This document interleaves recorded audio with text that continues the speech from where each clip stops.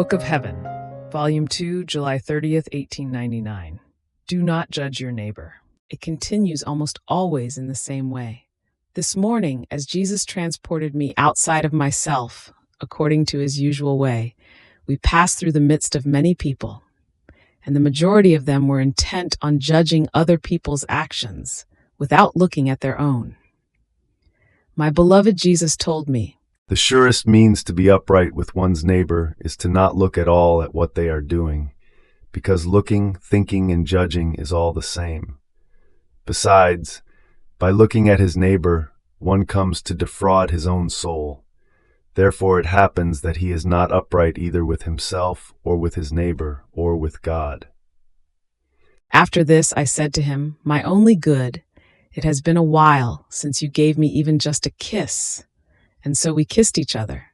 Then, almost wanting to correct me, he added, "My daughter, what I recommend to you is to preserve and cherish my words, because my word is eternal and holy as I am myself, and by preserving it in your heart and profiting from it, you will have your sanctification and will receive an eternal splendor as recompense produced by my word.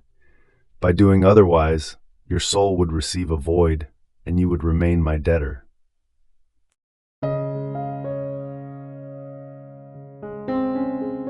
Thank you for being a part of our community here at Divine Will app. If you enjoy listening to Jesus's lessons on how to live in the divine will, please give this video a thumbs up. Your likes help us reach more souls yearning to live in the kingdom of the divine will. We'd love to hear your thoughts and reflections, so drop a comment below. Your insights not only enrich our community, but also inspire others on their spiritual journey. And don't forget to subscribe to our channel. By joining us, you're helping to spread the news of the kingdom of the divine will, so that together we can bring his kingdom to reign on earth as it is in heaven. In the divine will, always.